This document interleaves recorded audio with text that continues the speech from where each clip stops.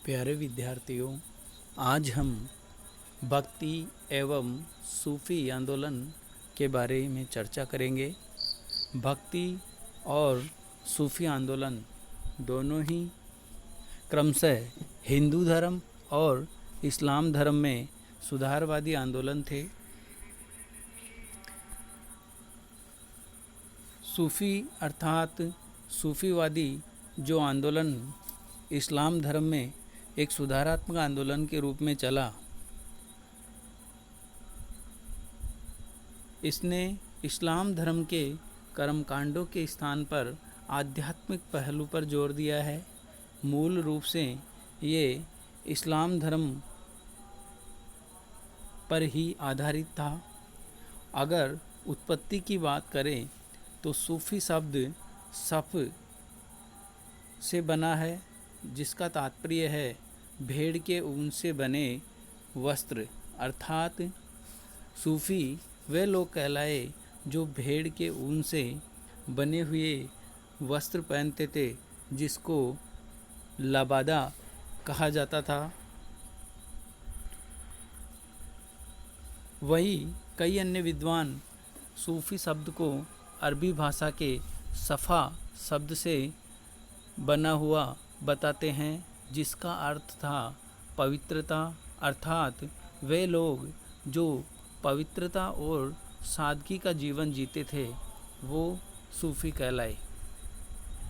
वहीं अन्य विद्वान सूफी शब्द को शफ़ा अर्थात मदीना में मोहम्मद साहब के द्वारा बनाई गई मस्जिद के सामने स्थित पहाड़ी से लिया है, अर्थात मदीना में मोहम्मद साहब के द्वारा बनाई हुई मस्जिद के सामने स्थित पहाड़ी पर बैठकर जो लोग भक्त संकीर्तन किया करते थे, ध्यान लगाया करते थे, उन लोगों को सूफ़ी कहा जाता है। कुल मिला के सूफ़ी शब्द से तात्पर्य ऐसे लोग जो पवित्रता और सादगी का जीवन जीते थे तथा आध्यात्मिक चिंतन और मनन के ऊपर जोर दिया करते थे, उन लोगों को सूफ़ी कहा जाता था। सूफ़ी आंदोलन की शुरुआत की बात करें तो इसकी शुरुआत ईरान से 8वीं शताब्दी ईस्वी में हुई थी। बाद में 12वीं शताब्दी में जब भारत पर तुर्की आक्रमण हुए, उस समय भारत में भी इसका आगमन हुआ। मोहम्मद गोरी के साथ चिश्ती सिलसिले के संस्थापक भारत में ख्वाजा मोइनुद्दीन चिश्ती का आगमन हुआ और उन्होंने अजमेर को अपना स्थान बनाया। वहाँ पर अपनी खानकाह अर्थात रहने का स्थान बनाया और वहाँ से अपने सिलसिले का प्रचार प्रारंभ किया। भारत के अंदर सूफ़ी सिलसिलों की अगर बात करें तो 6 प्रमुख सिलसिले भारत के अंदर थे। सबसे पहले चिश्ती सिलसिला, जिसका मुख्यालय अजमेर था और भारत में इसकी संस्थापक ख्वाजा मोइनुद्दीन चिश्ती, जिनको गरीब नवाज भी कहा जाता है। दूसरा प्रमुख सिलसिला सुहरावर्दी सिलसिला, जिसकी मुख्य शाखा मुल्तान में और भारत के अंदर इसके संस्थापक शिहाबुद्दीन सोहरावर्दी थे। उसी प्रकार फिरदौसी सिलसिला, जो कि सोहरावर्दी सिलसिला का ही एक उपभाग था, इसकी मुख्य शाखा बिहार और शेख बदरुद्दीन समरकंदी इसके भारत के अंदर संस्थापक थे। सत्तारी सिलसिला जौनपुर, जो कि उत्तरी बिहार है, शाह अब्दुल्ला सत्तारी के द्वारा स्थापना की गई। कादरी सिलसिला उच्च, जिसकी स्थापना शाह नियामतुल्लाह के द्वारा की गई।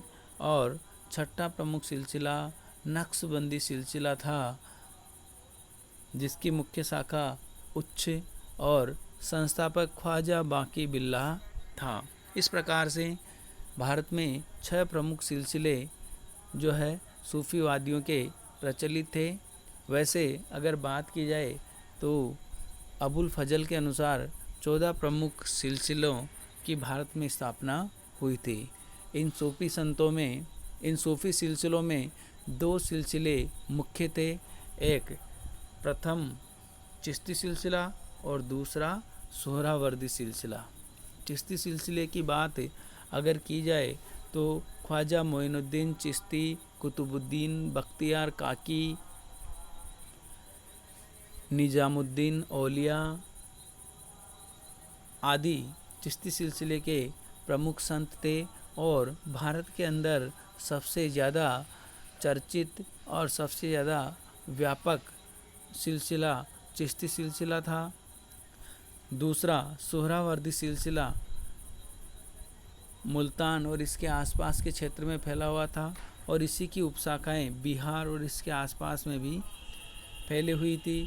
सोहरावर्दी सिलसिले के सूफी संत राज्य के साथ निकट के संबंध रखते थे और सुल्तान के द्वारा दिए गए प्रमुख पद जैसे सद्र उस सुदूर और काजी आदि पद प्राप्त करते थे और संपत्ति का संचय भी करते थे।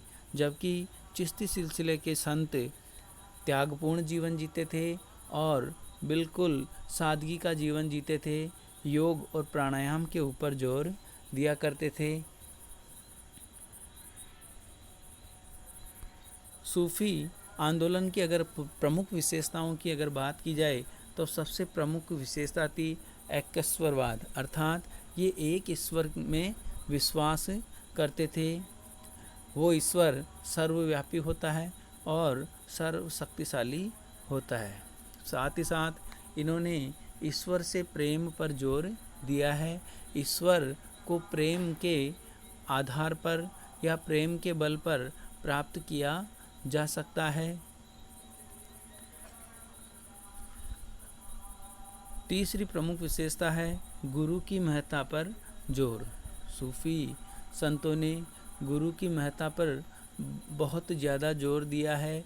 ईश्वर की प्राप्ति में गुरु ही प्रमुख सहायक होता है। गुरु के बिना ईश्वर को प्राप्त करना संभव नहीं है, ऐसा सूफी संतों का मानना था। और सूफी सिलसिलों में गुरु शिष्य की परंपरा होती थी। गुरु को पीर या मुर्शिद कहा जाता था और शिष्य को मुरीद कहा जाता था। चौथी प्रमुख विशेषता बाह्य आडंबर, कर्मकांड एवं जातिवाद का विरोध सूफी संतों के द्वारा किया गया है। जात पात, ऊंच नीच, छुआछूत आदि सभी बुराइयों का सूफी संतों के द्वारा विरोध किया गया है। प्रेम, सहयोग के ऊपर जोर दिया गया है। साथ ही साथ हिंदू मुस्लिम समन्वय पर भी इन्होंने जोर दिया है।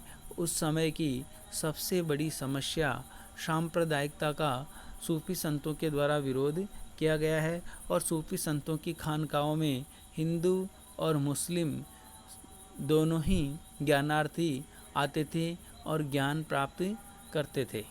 साथ ही साथ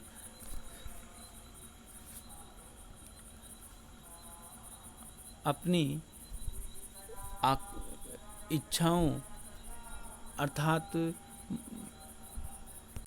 अपनी जिज्ञासाओं और उत्कंठाओं की पूर्ति या अपने प्रश्नों के उत्तर दोनों यहाँ पर प्राप्त करते थे।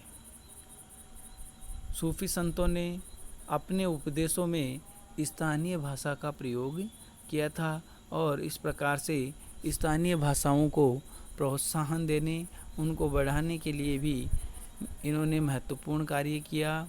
इस प्रकार से सूफी आंदोलन जिस प्रकार से हिंदू धर्म में भक्ति आंदोलन चला था, उसी प्रकार से इस्लाम धर्म में एक सुधारात्मक और एक रहस्यवादी आंदोलन था, जिसने तत्कालीन समाज में फैली हुई कुरीतियों और रूढ़ियों को दूर करने का प्रयास किया और समाज के अंदर प्रेम, भाईचारे, सहयोग आदि अच्छाइयों को फैलाने का कार्य किया था।